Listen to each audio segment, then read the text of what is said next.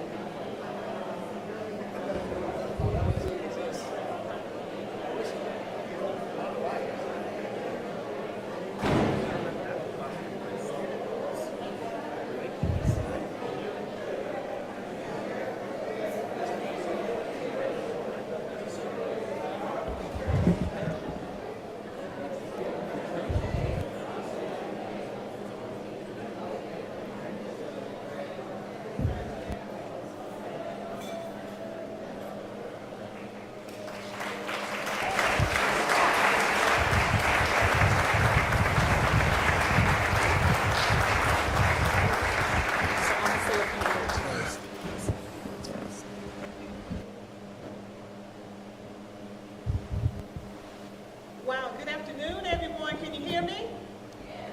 Good afternoon. Thank you so much for joining us for this historic moment in the life of Guilford County Schools. We are so excited about what happened last night on behalf of our students. And without further ado, I want to introduce our superintendent, Dr. Sharon Contreras, who will kick us off. And then we'll have comments from the other guests on the podium. So thank you. Thank you, and good afternoon, everyone. I see Board Member Kim Irby. We have a seat for you up front. You can come on down. I see you have your grandbaby, so maybe you're just walking her around.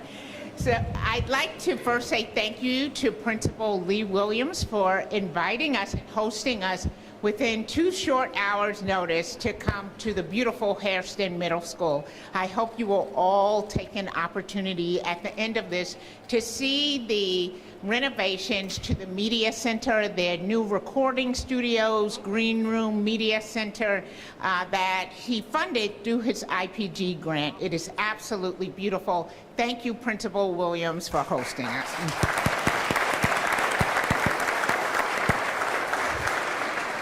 I'd like to begin by saying simply, thank you.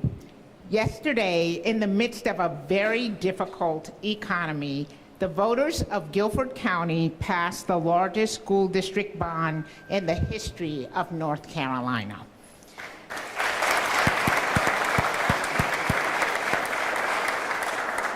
For this historic endeavor, I have to begin by thanking our Smart Bond Committee chairs, Pastor Frank Thomas and Cecilia Thompson, who are here with us today.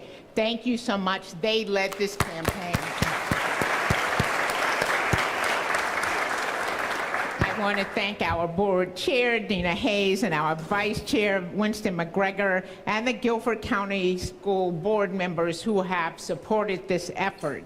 I also thank the Guilford County Board of Commission Chair, Skip Alston, and our Vice Chair, Calvina Foster, and all of the county commissioners who have supported this bond. Commissioner Carly Cook worked the polls so diligently. She was there nearly every day asking the voters to support us. I also want to thank the Guilford County Clerk, Robin Keller, who worked on the communications with this, on the bond. Representative Ashton Clemens, who was at the polls every day, educating voters and soliciting their support. I want to thank the Guilford Education Alliance that is led by the CEO, Winston McGregor, the faith leaders in this community, the GCS external key communicators, our Guilford County Association of Educators, and the president, Kenya Donaldson, who would call every day, all day. Where's Kenya? Okay, there she is, making sure that she was getting the teachers out to support this. The High Point Schools Partnership and the Business High Point, led by Patrick Chapin.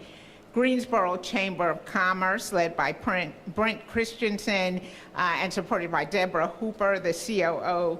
GC Business, our Guilford County business community who backed this bond, the Community Foundation of Greater Greensboro, and the High Point Community Foundation, Chancellors Harold Martin and Frank Gilliam, President Nito Cobain, and all of the donors to the Smart Bond Committee who are too numerous to name. I also want to thank the internal leadership team of Guilford County Schools who worked endlessly after work hours to make sure that this bond passed. And very specifically, I want to give special thanks to Angie Henry, Michelle Reed, Whitney Oakley, Jose Oliva, Marshall Matson, and Jusmar Manus, who put in just tremendous effort. I want to thank all of the school support officers who were working overtime to make sure this passed. And certainly all of you, the principals and assistant principals. This would not have happened without you. Collectively, the people in this room did over 225 presentations to more than 15,000 people to make sure this passed.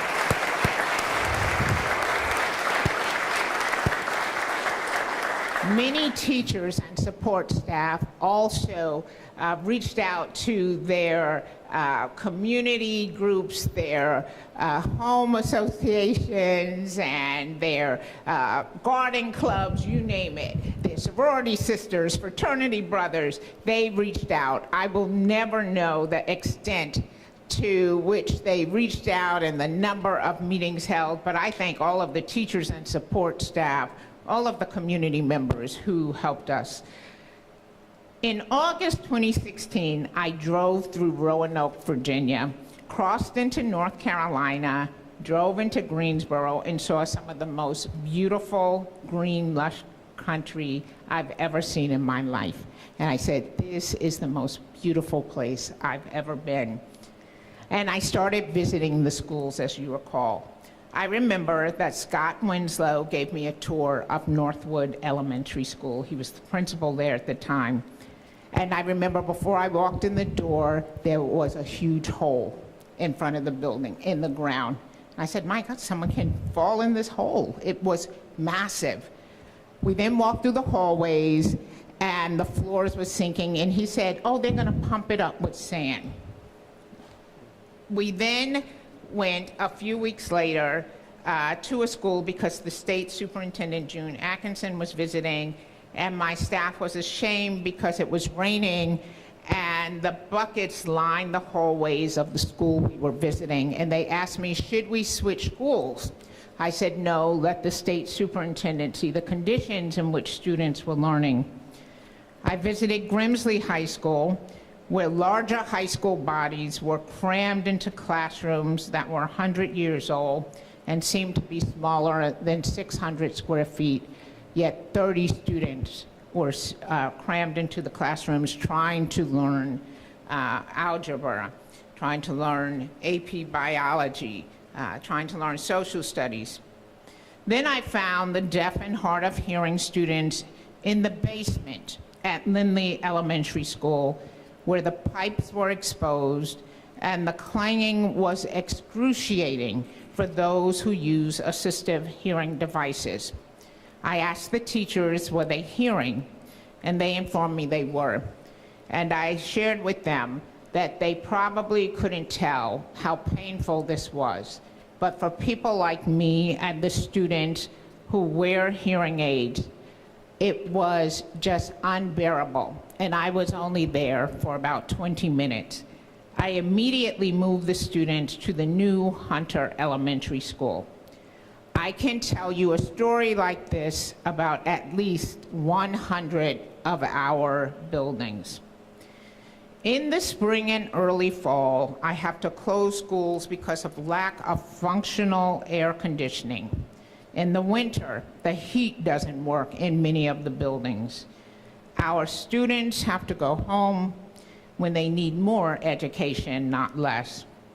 I want to take a moment to thank our Executive Director of Facilities, Johnny Simmons, and the entire maintenance and custodial staff of GCS for doing their best to maintain the buildings and completing more than 25,000 work orders a year, most of the time with less than $5 million a year. Thank you for all that you do.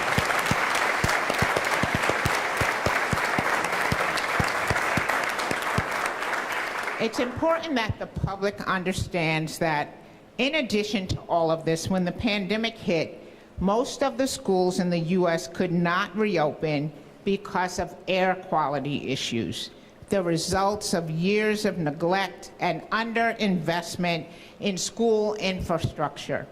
Some estimate the need for public schools in the U.S. exceeds more than $200 billion at this point.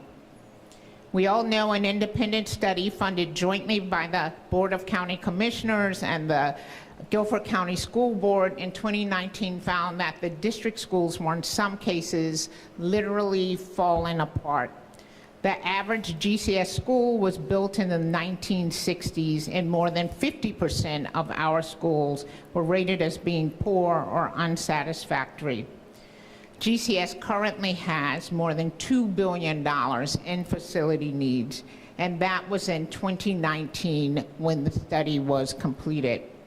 In 2020, GC voters passed a $300 million bond referendum, which is being used to support 8 new construction projects and the purchase of land for additional projects identified in the facilities master plan. The first project is projected to be completed in 2024, and I'm so pleased that we are breaking ground on 6 of these projects this summer.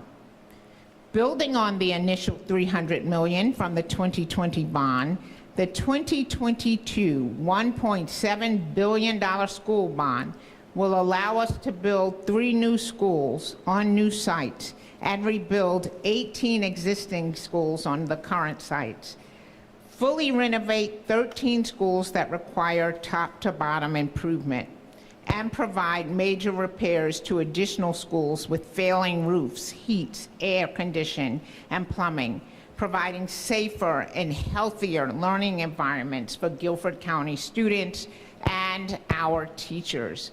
The 2022 bond will provide safety upgrades for all district schools across the county.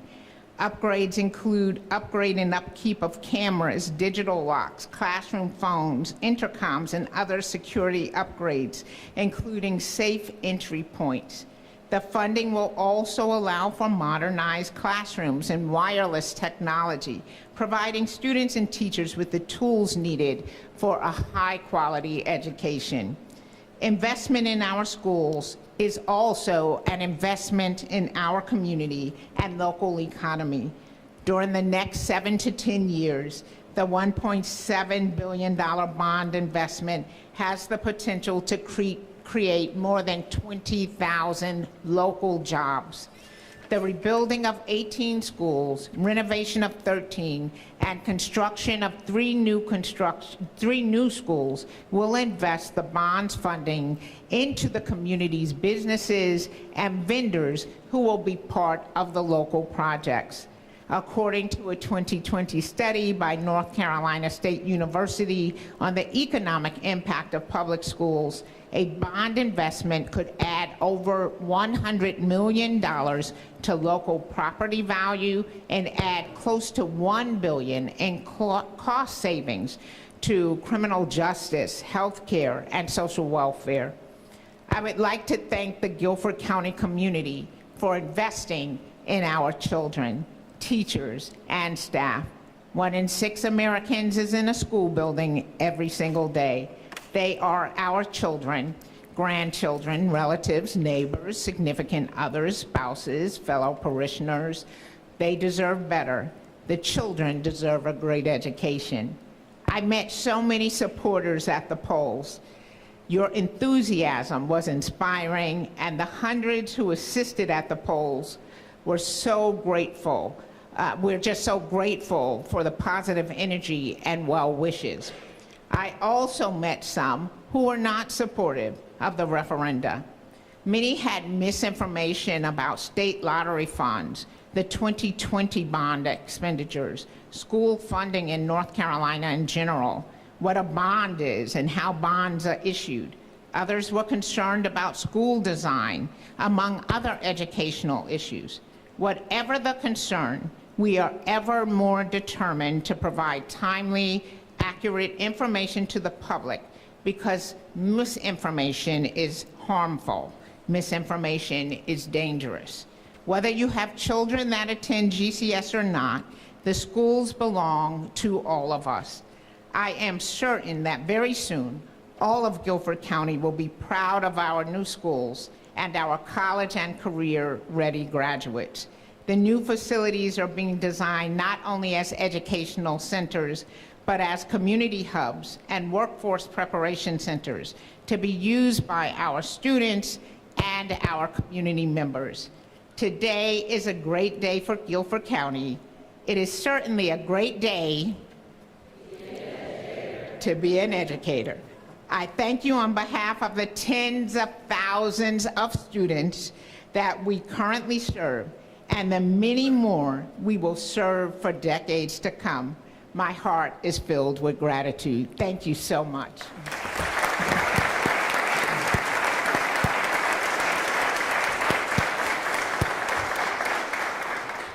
Let me say on behalf of the Guilford County Board of Commissioners, again, I want to recognize our Vice Chair, Ms. Carvina Foster, who also served on the school board for a number of years, and a fierce advocate for our schools on our board. And I just want to make sure that she gets her recognition because this is part of all of what the County Commissioners has been about for the past at least 2 years. We wanted to make sure that we did what is right about the schools. My first introduction to making sure that we did this $1.7 billion was when I visited Smith High School. See, a principal over there that spent the day with him as principal of the day. And he showed us around at Smith, and it was horrible. And I said, well, if Smith High School is in this type of condition, okay, what about the other schools? And that's when I started doing the tours on Wednesdays, and I see some of the other principals that I met doing those tours, just to see for myself, as a county commissioner, what our teachers and our students are having to look at and deal with every day. I wanted to see it for myself. So I wanted to also bring the media. We had a lot of media that followed us. We wanted to put the condition of those schools in their living rooms, because a lot of us have not been in our schools in the past 20, 30, 40 years. We didn't know the condition. We didn't know anything about the leaking roofs. We didn't know about the air conditionings not being working. We didn't know about the heating, but I had to see it for myself. And that's what motivated me and the other commissioners to do what is right. For the first time in Guilford County, we saw the problem, we knew about the problem, we did a study that showed us the problem. Now, what are you going to do about it, county commissioners? The school board said, give us the money, we will take care of the problem. And that's what the county commissioners are all supposed to do. Give the money to the schools. We did a joint study, as Dr. Contreras said, it cost $900,000. But we had some that just wanted to put it on the shelf and say, okay, we did the study, we can't do anything about it. No one is going to pass a bond for $2 billion to take care of these problems. So we did a Band-Aid approach in 2020 and did $300 million. And then the majority of this county commissioners said, no, we're not going to put a Band-Aid on this problem anymore. We got a $2 billion problem.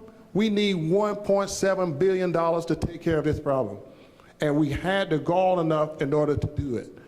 And then this is what happens when our community come together as one Guilford County. And that's what we did. We came together as one Guilford County. For the first time, we said we're going to do what's right about our children.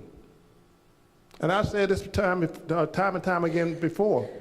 Our animal shelter that we just built a couple of years ago is in better condition than 90% of our schools, where we keep our dogs and our cats. So why can't we do what's right about our children and our teachers? They shouldn't have to teach and try to learn under those conditions. So I'm proud to be here today. I'm proud that our citizens came together as one Guilford County in order to do what is right for all of us, because all of us benefit from it, not only our children, not only our teachers, but our entire community. This is the time that now we can do what is right for Guilford County. The schools that I visited, like Dr. Contreras said, someone built in 1957, 1963, they had some of the same 9x9 tiles that was there in 1963, okay? Some of the same chairs that was there in 1957 at Smith, that was in the auditorium. Okay? Enough is enough. We have the funds now. We are putting our money where our mouth is and where our problems are, and we're going to solve this problem. And never again should we allow our schools to get in this condition again. Never again. And this $1.7 billion, that's only to play catch up. We still have to continue to make sure that they're in the same condition and better condition on a yearly basis. That's the responsibility of the county commissioners. And we are going to accept that responsibility. So we are here for you. The money is going to be there. If somebody might ask, how long is it going to be? When we get as fast as you can spend it, the county commissioners will push forth the bonds and give you the money. We're not going to hold back. Let us know if you need a $300 million check to, 1 year, or another $400 million next year. We're going to have the money there.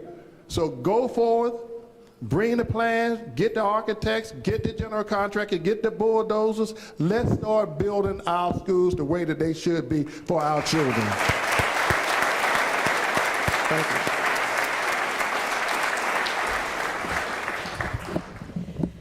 Wow, that got me all excited, Commissioner Alston. I was talking to Commissioner Alston earlier this morning. We were talking about public safety and what some of the unskilled and skilled labor opportunities from this bond, how it would impact safety in our communities, you know, for people to have an opportunity to do work and to have the resources to take care of themselves.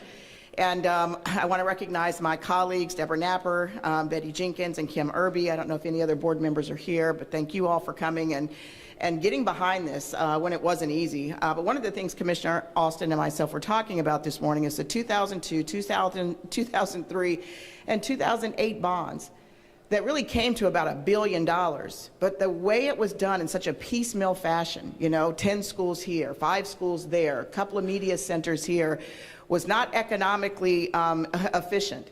Because now we have to go back. You know, sometimes they say the way out is back through, so now we have to go back through so that we can touch all of our schools and so that we don't have to lose money. So this was an unprecedented facility study where we looked at our schools and our buildings, our facilities and their conditions across the district. So that in itself was a major feat. And I want to thank Dr. Contreras for having a wide enough lens to say, wait a minute, we can't keep doing this, going back to the Band-Aids, because it didn't make sense economically, it didn't make sense in regards to our facilities.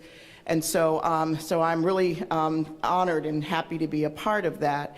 I also want to thank and recognize, I was hanging out with the young folks yesterday, and I'm sort of like a pre-elder. And so I don't know what I'm gonna cross over, but our juniors and seniors of voting age, whose legacy will be what they left behind, what they have made possible for students that they couldn't experience. All of the college students that showed up, and they were everywhere yesterday. I want to thank the young moms and young dads and the young partners. I want to thank the retirees and the grandparents and people who don't have anybody else in public education but willing to get behind this 100%. So I think that the turnout yesterday and the support of this bond speaks volumes about what people value and what people want across lines of differences. And it's rare to have a feeling like this these days, but to be a part of a community that can come together based on what we all want, what we all hold in common, and the principles that we share. So it is indeed a great day. and not just for buildings with amazing programs, workforce opportunities, but our children get to be in an environment that is built for learning and enrichment. And that is going to impact everything from their experiences in our foster care system, their experiences in the healthcare system, their experiences or not with the criminal justice system. So it has far-reaching effects. And I'm looking forward to this. And Commissioner Alston, I'm ready for dirt to be moved and the little thermometer showing the progress that we've made to happen. So, so thank you, Dr. Contreras and Commissioner Alston. I think you and Commissioner Foster and the other county commissioners that went on the tour to educate people, because people just didn't know. They didn't understand. They didn't see the conditions of our buildings. They didn't understand how important it was and what children and faculty and staff and other people were working in every day. So it was a collective, collaborative effort across this community. So thank you to everyone.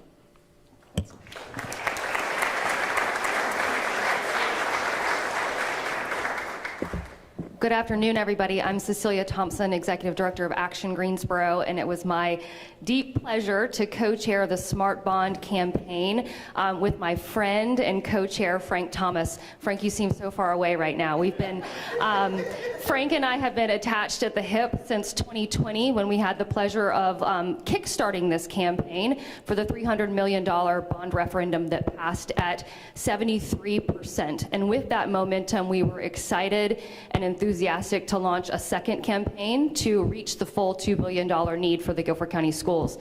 One thing that we have in common, and we have a lot in common in terms of our values, but also is that we do not have children in the public schools here in Guilford County. We're deeply invested in this community, and we're deeply invested in the future of our workforce and our educational system and our economy, and how do we make sure that we can continue to grow this community in more and more vibrant ways. And so we rallied a committee, a cross-sector of leadership in this community, from philanthropists to healthcare professionals, folks in education, both public education and higher education, economic development. The business community came together.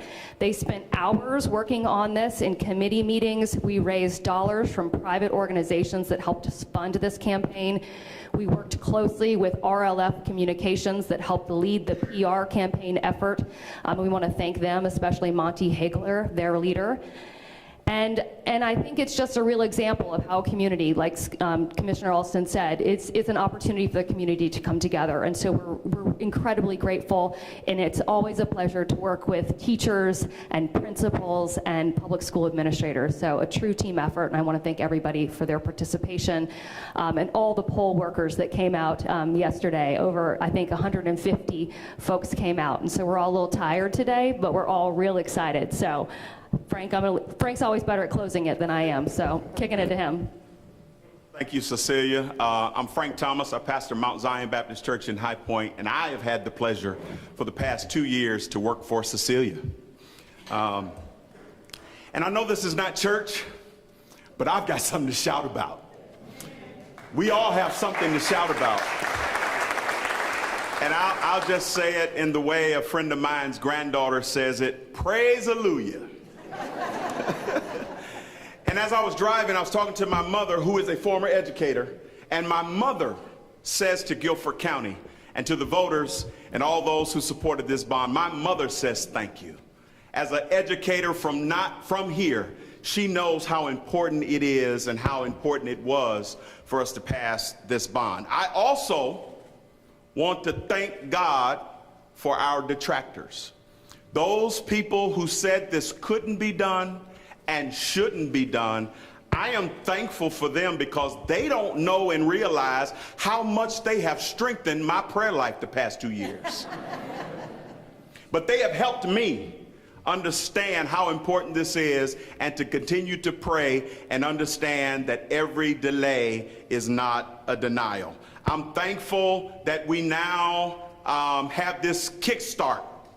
You know, we stopped kicking the can down the road. I was telling Commissioner Alston, we have finally stopped kicking the can, because the can is tired.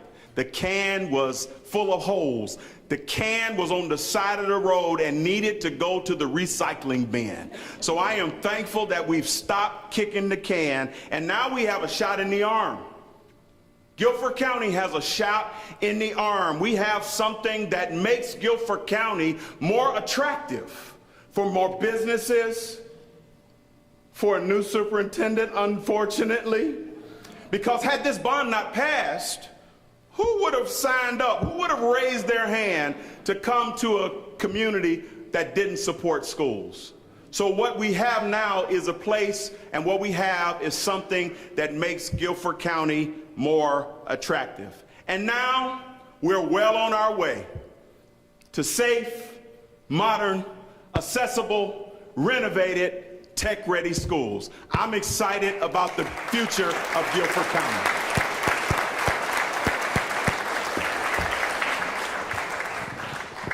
Well, if I knew I was going to have to follow Frank. I guess I really appreciate what you said about thanking our detractors who've made us sharpen our saw and be clear about our purpose, our message, our data, which is very clear and accessible and transparent and has been available to us. I want to thank Dina Hayes for her leadership and Skip's for his, and they have decades of working together, and I think the social capital and the trust built over those decades has paid off for this community in this moment, and so I hope the two of you see that. I also really want to say thank you to Dr. Contreras, because we had tried for many years to make progress, and I think, Dina, you said she had a lens wide enough to help us find our way. Working with then Chair Alan Duncan and Dina as Vice Chair to barter a deal with a different set of commissioners to get a study done, to get it joint funded, to see political change happen on bodies, but create structure, create systems and process that kept it moving forward despite that change, to keep the vision before us of what is possible, and to really challenge us as adults to take responsibility for what's happening for kids. And I also just want to say thank you, especially to principals, because I know you're leading in these really difficult times. And I also have come to appreciate about how much your social capital means in this community. So you never really quit working. You work when you're a target because a kid or a parent finds you, but even in your off time, you're working on this, and you're sharing with friends, colleagues, neighbors, and you're building support for our system. The very credibility of our system kind of lies on your shoulders. And I appreciate that you carry that and all that you do to really keep the integrity of the institution strong and high. So I appreciate that. And I'll certainly close by thanking my colleagues on the board and thanking the community for just showing up. The folks who took time off to work the polls, who delivered yard signs, who sent emails, all who had other things they could do with their time, and they cheered us on and encouraged us. And it really is a broad base of support. So thank you to all of you, and I really look forward to bringing these schools up out of the ground.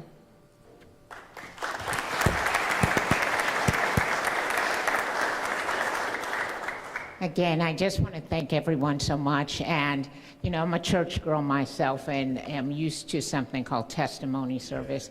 And so we have 5 principals whose schools are in the next phase. And I just want the community to hear from them about what this is going to mean for them. So we're going to switch seats and allow those principals to come up and just share with the community their gratitude. And all of the schools are going to be touched. But these principals are in the next phase and pretty immediate, and we look forward to it. Can we do the questions from the media first? Oh, okay, that would be fine. Thank you.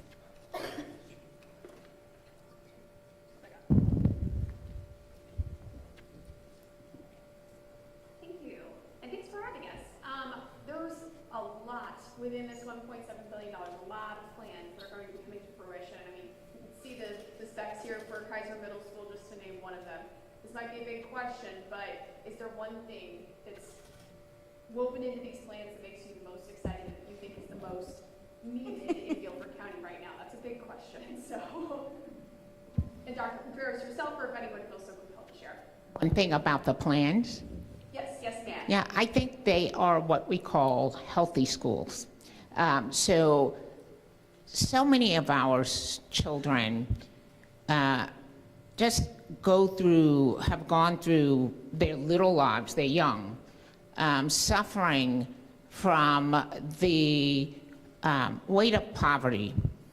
And in their homes, they are used to homes that are unhealthy with respect to the air quality, where they're renting, renting from slumlords. And there are all kinds of air quality issues there. Sometimes they're in unsafe communities. They don't have transportation. They live in food deserts. And then they come to school and they suffer from the same things. It's not fair that every aspect of their life they are shortchanged. So I think while these schools are exciting in that they'll have really innovative spaces so that they'll be college and career ready, they're innovative in terms of the instructional approaches and learning approaches. More than anything else, they will be healthy spaces, they'll be safe spaces. And that makes me feel good for the students.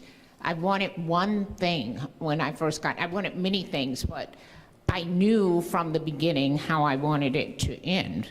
I wanted new schools for students, and I'm happy to say I'm leaving having passed this bond because of this community saw the same thing.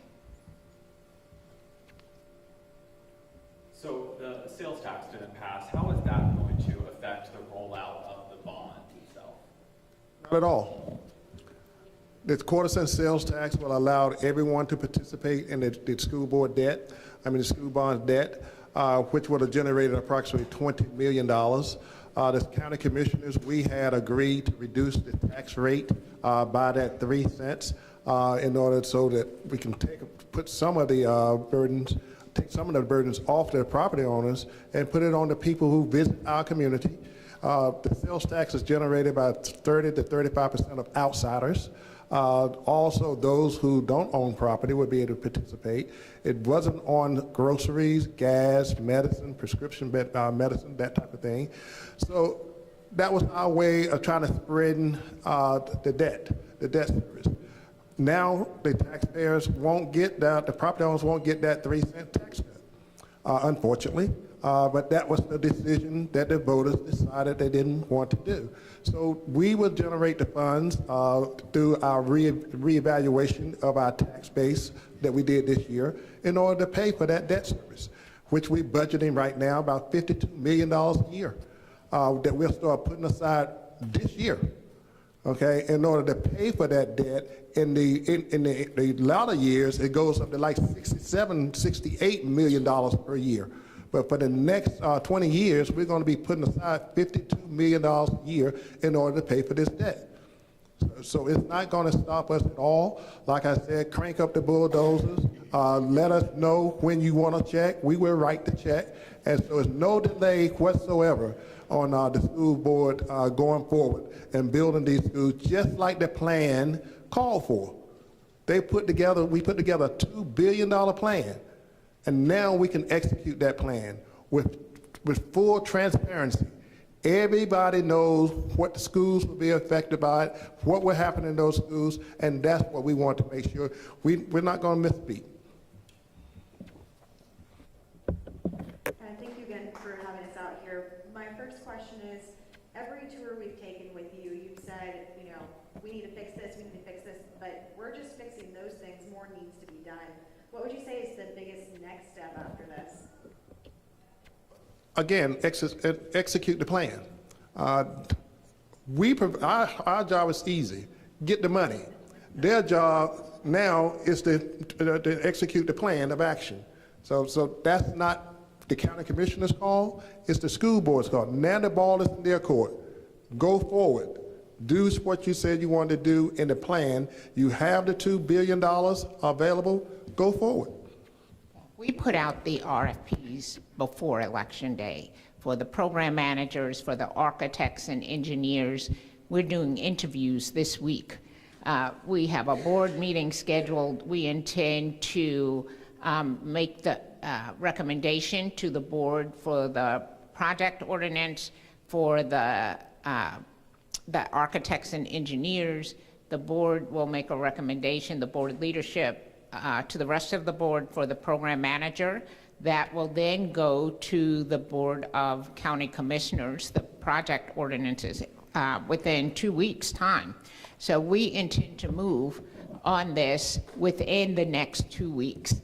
So we did not wait to see if this would pass. We anticipated it would pass because of the hard work of everyone involved and the commitment of this community to children, and they've shown that to us over and over again.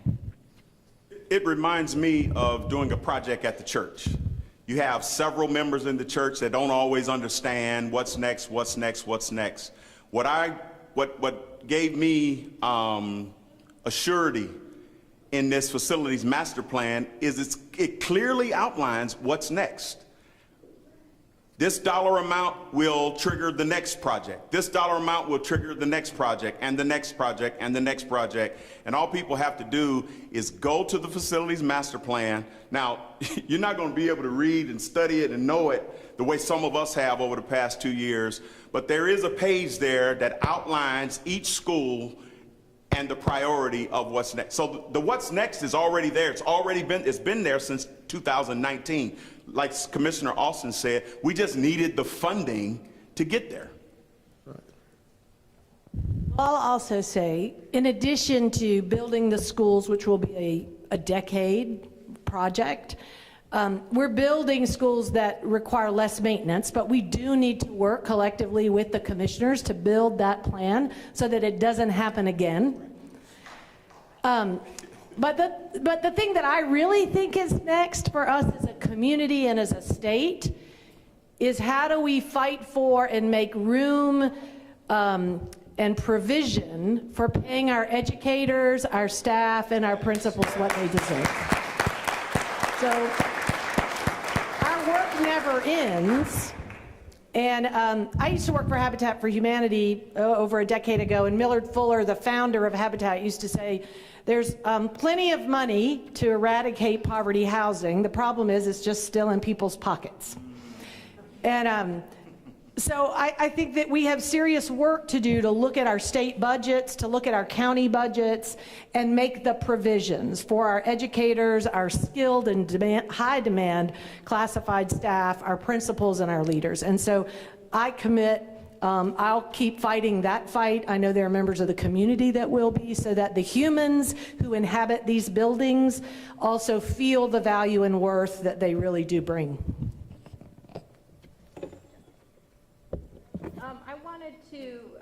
I wanted to bring it back to what you were just talking about, which is the kind of the next steps, and just to get a little more clarity on that.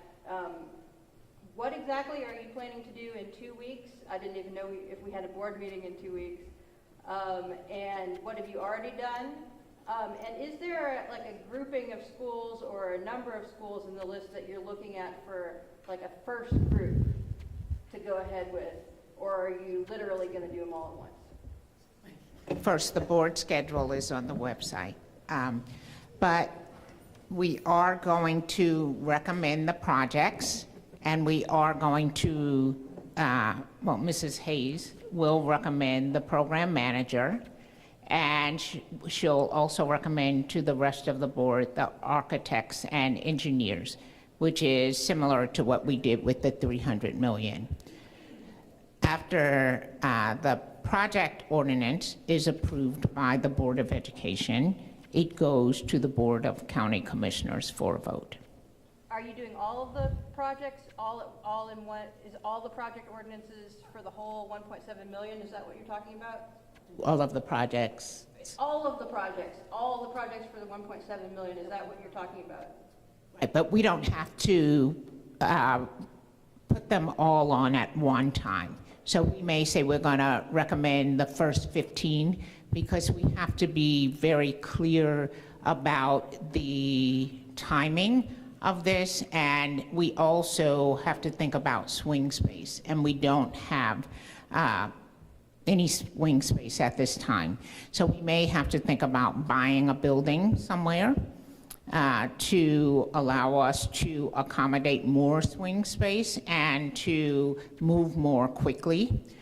We may have to buy a school somewhere. There may be a school that's for sale. If that will help us to move more quickly, and then we can renovate that school later as one of the buildings. So I doubt that we will bring forward all 100 projects at one time. Is 15 your rough estimate of how many? All of the schools will be touched, but I doubt we will bring them forward all at one time. I'm talking about it in the meeting. You said we've got a meeting in the next 2 weeks and you're going to do a bunch of project ordinances to send to the county commissioners. Roughly, what's your rough estimate of how many you would include in that? I don't have one. I mean, Jesse, the board will be meeting a lot in small groups, in interviews, and then as a full board. So it's not like the superintendent has some like, oh, I've got it all figured out. Like the staff and the senior team have been working and thinking about this, but the board has work to do over the next few weeks. But we're poised to do that quickly and to continue moving with other processes there that we're engaged in. I may just not be understanding this. I'm sounding like there's going to be a vote within a couple weeks and it's going to be on project ordinances for a certain number of schools. Am I not understanding? We always do. This is nothing different than what we always do. We always bring the project ordinances to the board and always take them then to the Board of County Commissioners. I just can't tell you today how many that will be. Next question. I was curious, while of course this had a lot of support, there were folks who voted no yesterday.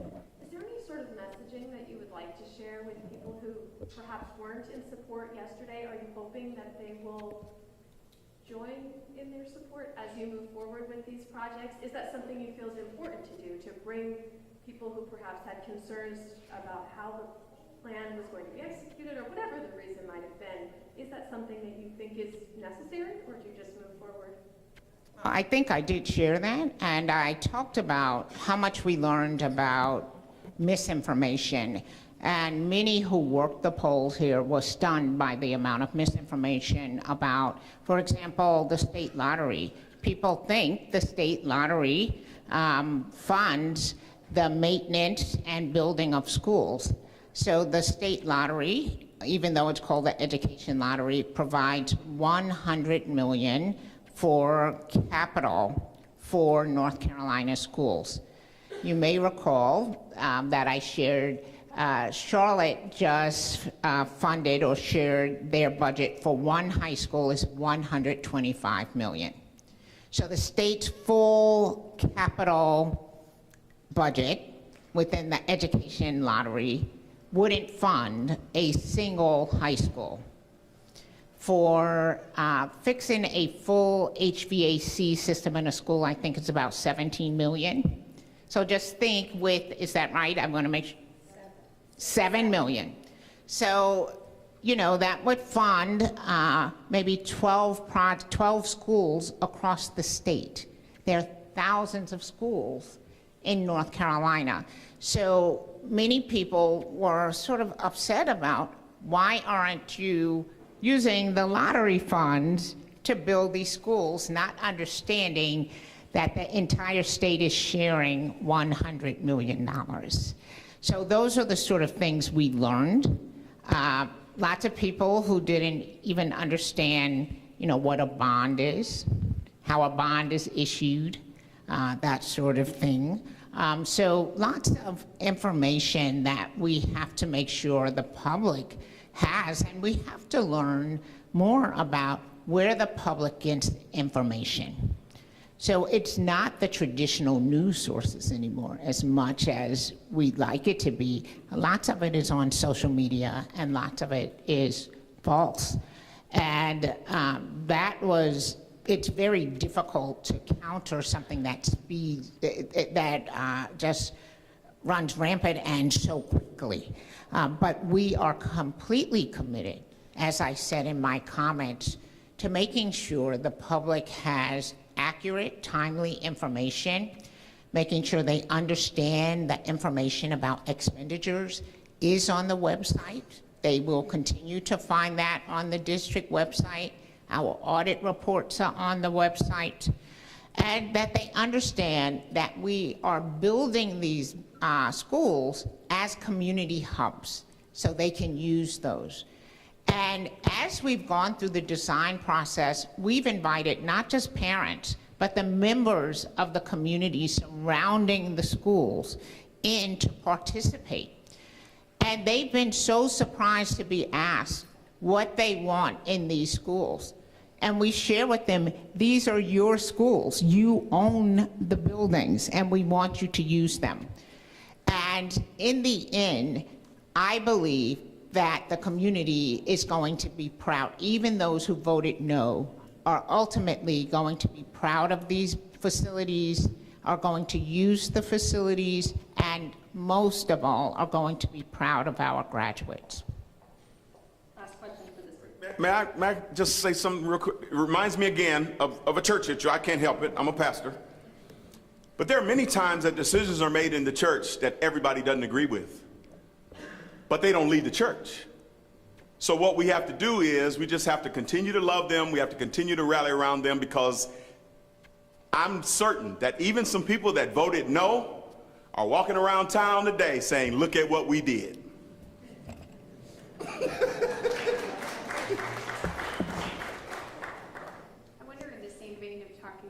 How there are some unused spaces that could potentially be used in the interim period of building new schools, revamping schools. I wonder if the American Hebrew Academy is in that conversation of using that space, using equipment in that space at all. Which space?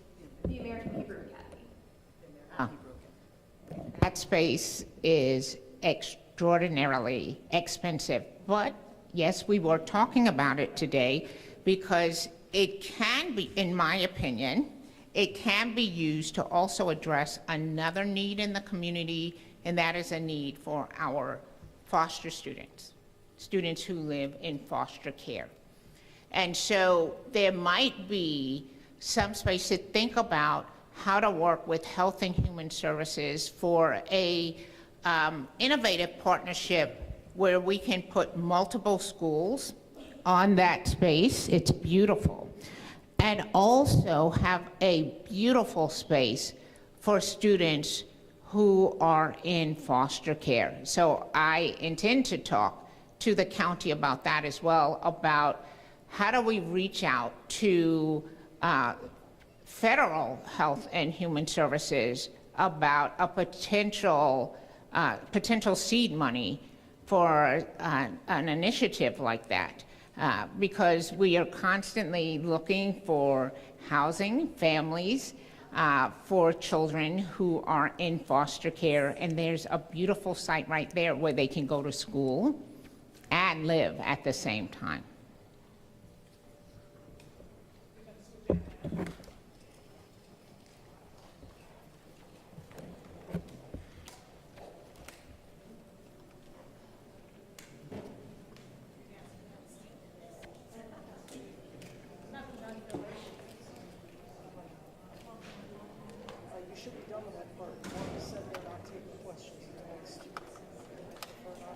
So we're going to hear from our principals for about a minute each, and then after that, we're going to do dismissal. If you want to talk to the principals, they'll be available for Q&A after they make their comments. Who's starting?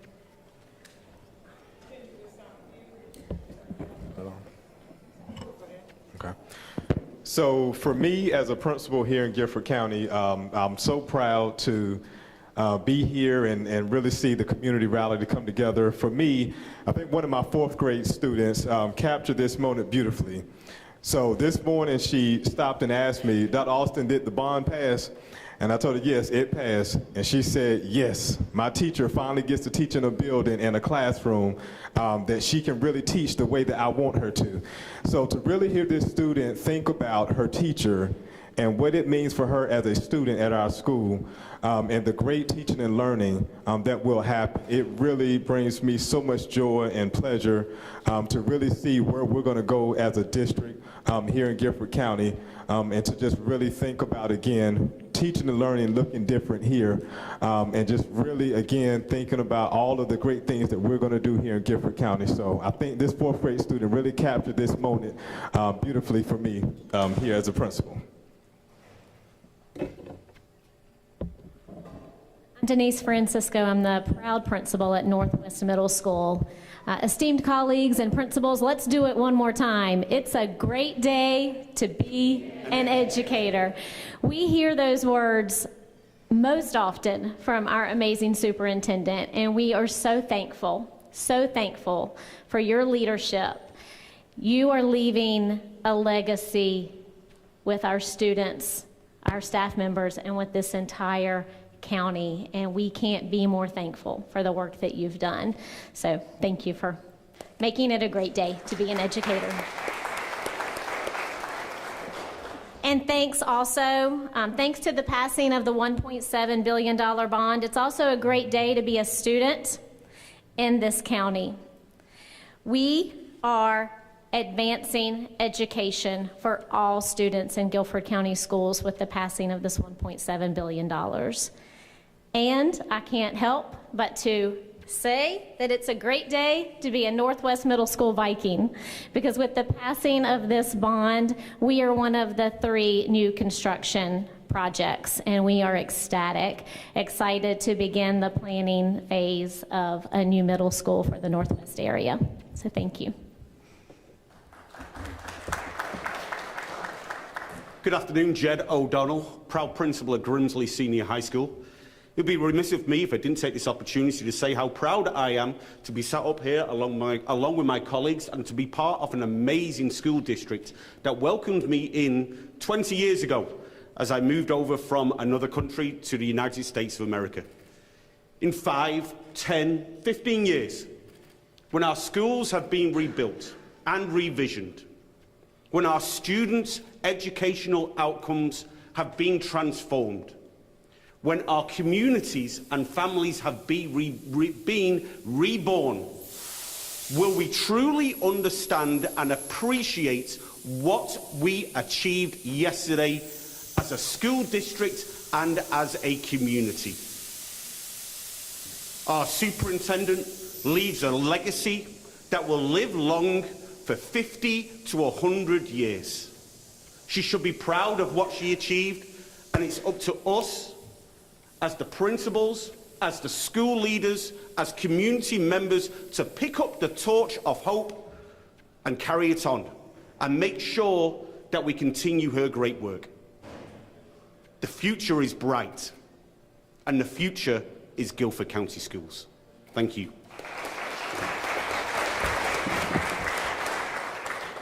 Carla Flores Ballesteros. I am the proud principal at Allen J. Elementary, and I am overly excited about the bond results last night.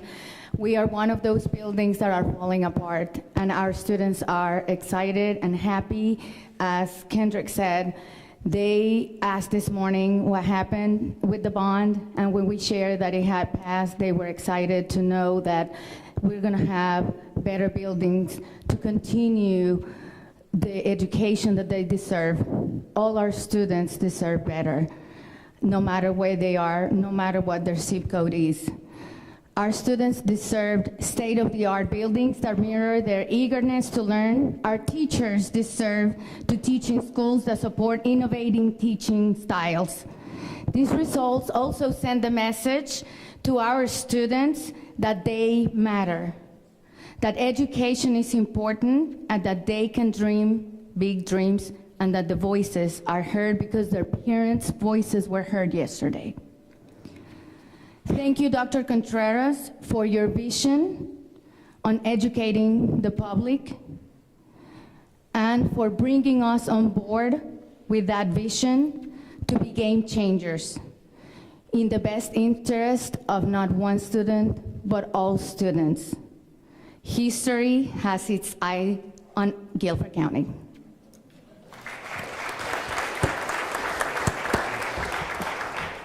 Good afternoon. I'm Marshall, principal at Benno Smith High School, and it is indeed a great day to be an educator.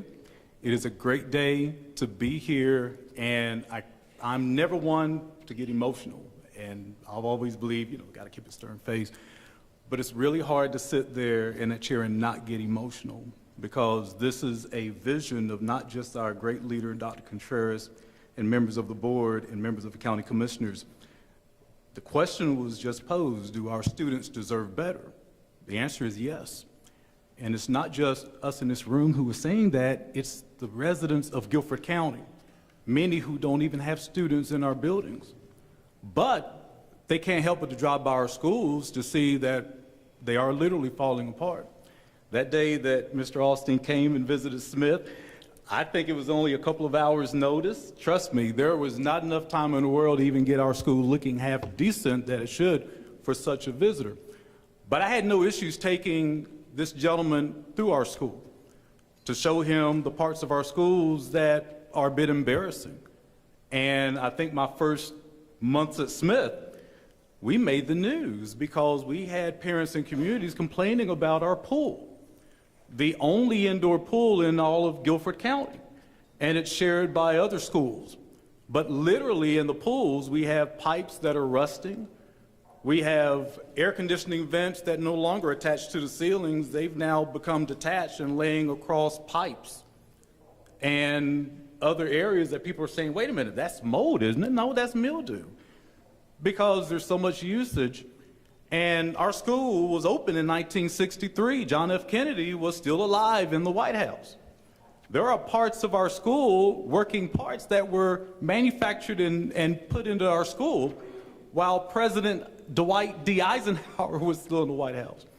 And I believe it's one of our air conditioning systems that actually was built only 10 years after World War II. So it is indeed a great day to be an educator, and it is a great day to see the vision of our leader and the board actually come to full light. And I'm excited for our future.